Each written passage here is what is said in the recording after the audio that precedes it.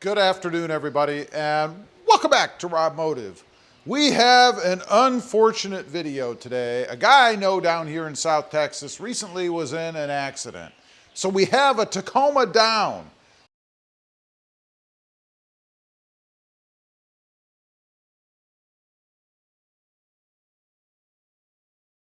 Now, obviously, there was impact right down in the corner, right in this area. Looks like where it happened to me, and caused a substantial amount of damage, I think. Now, this does provide a little bit of an opportunity, I guess, in a bad situation.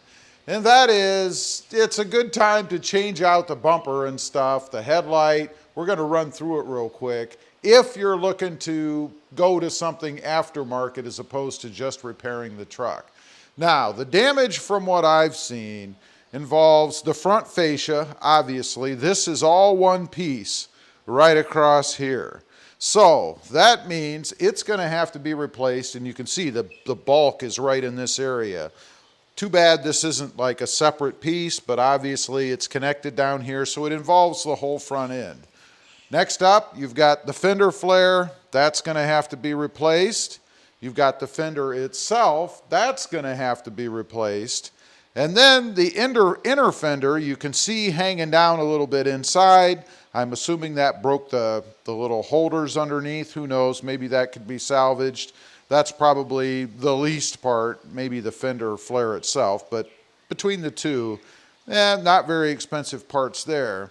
And then the headlight. If you look, it looks like there's a chip here. I couldn't really tell for sure from the picture, but we're going to assume that the headlight is damaged as well.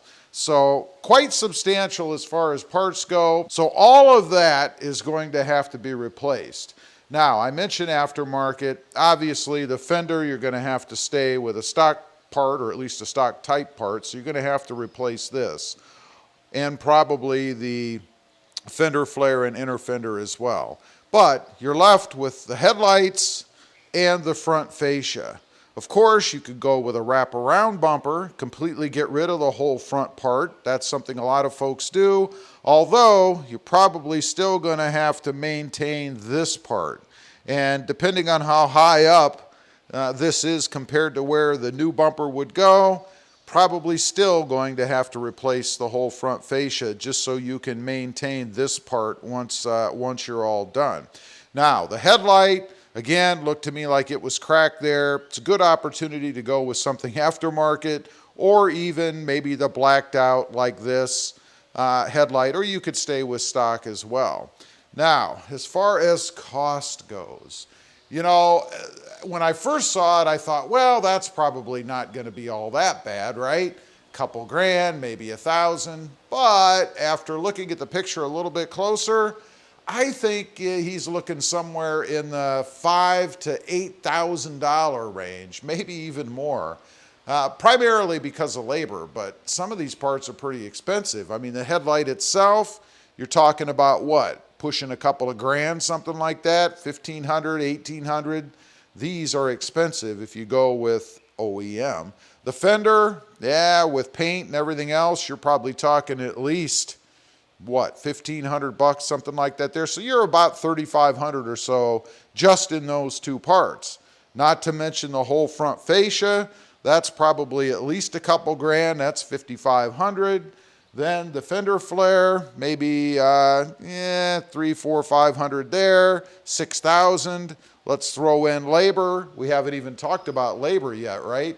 Couple of grand, I don't know. You're talking about $8,000, something like that. So while it is an opportunity, it's going to be a very expensive endeavor. Now, going with aftermarket parts, doing it yourself, in other words, you could probably pay for everything you need to pay for and still have some money left over without the labor cost in there. You might net maybe a couple of grand, maybe a little bit more if you did it yourself. Question is, do you have the capability, the resources, or just the time to do it? And that's another thing that really sucks when it comes to situations like this.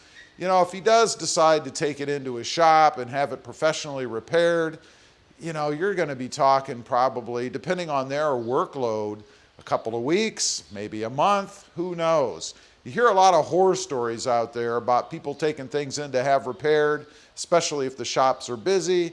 And you know, especially down here in South Texas, there's a lot of accidents and stuff. I see them all the time.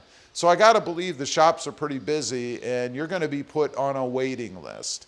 Now, since his truck does look to be drivable, and the only reason it wouldn't be, I think, unless there's some kind of structural damage underneath that we can't see, and that's a whole nother thing. Could add a whole bunch more money to the whole process, but you could kind of tie up that under fender, maybe fasten it up underneath and still be able to drive the truck around.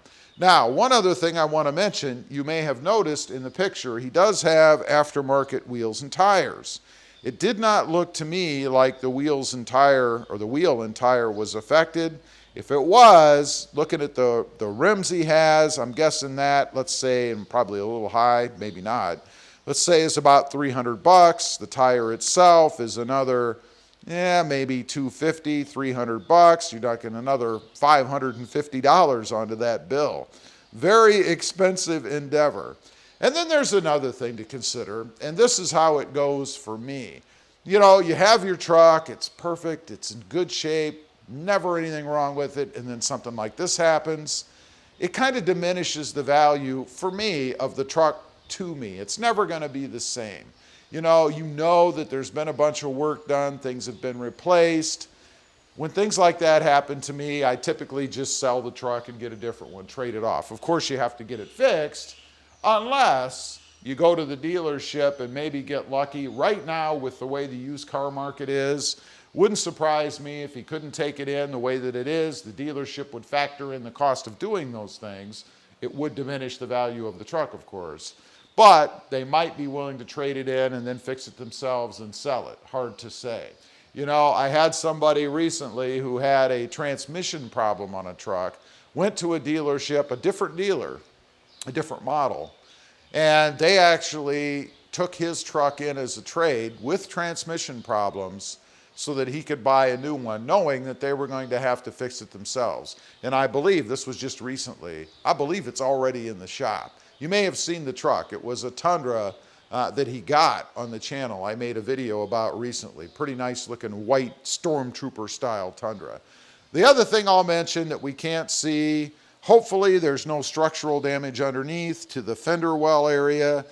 Didn't look like there was, but you never know. If you get into that, now you're going to be talking a lot more money, maybe somewhere upwards of $10,000 to $12,000, maybe even higher than that. Anyway, just wanted to get on, kind of show you guys what happened to a fella I know down here. And a question for you, would you go ahead and now put some aftermarket parts on because it's a good opportunity to do it? Or would you have the truck fixed and maybe just sell it for another one because you just can't stand the thought of driving around your gorgeous truck that now has been repaired? Leave a comment, let me know, I'd be curious. Thanks for watching, stay safe out there, bye.